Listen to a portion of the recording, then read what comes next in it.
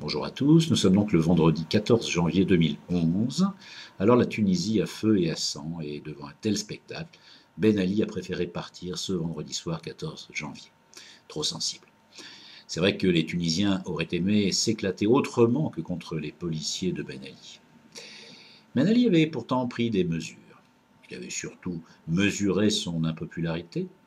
Et ce n'est pas en annonçant qu'il ne se représenterait pas en 2014, qu'il renvoyait son ministre de l'Intérieur, et un peu plus tard l'ensemble du gouvernement, que le peuple allait se calmer. Ça va faire 24 ans qu'il était là, fliquer tout le monde, a détourné, par l'intermédiaire de sa femme et de son clan, des sommes colossales sur le dos de toutes les entreprises, et le tout avec la bénédiction des Occidentaux qui ont toujours trouvé Ben Ali respectable, car il était le rempart contre l'intégrisme. La fin justifie les moyens, et dans le cas de la Tunisie, c'était vraiment à n'importe quel prix.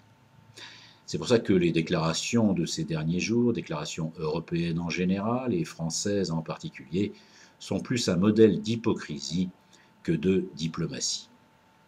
Ça ne gênait pas grand monde que la liberté de la presse était bafouée au-delà du supportable, à l'image de ce qu'a enduré Taoufik Ben Brik, du moment que les touristes occidentaux pouvaient bénéficier du soleil sans risquer de croiser des barbus intégristes, comme dans d'autres pays du Maghreb.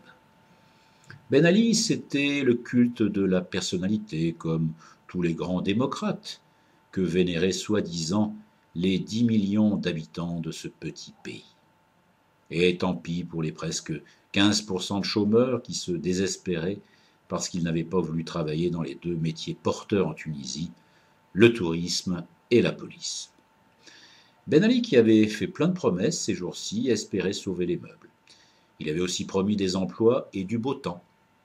Sur ce dernier point, on aurait pu éventuellement lui faire confiance.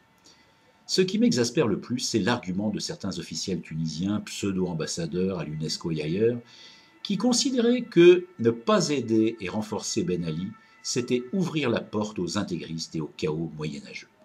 Alors que c'est tout le contraire.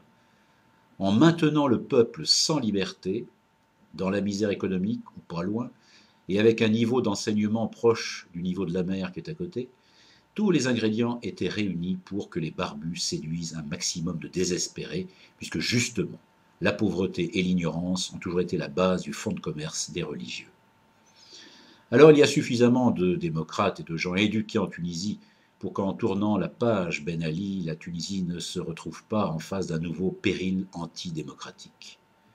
Aussi pour tous ceux, en Tunisie, qui croient que l'absence de liberté n'est pas une fatalité, et malgré les trop nombreux morts, je dirais, et encore, bravo.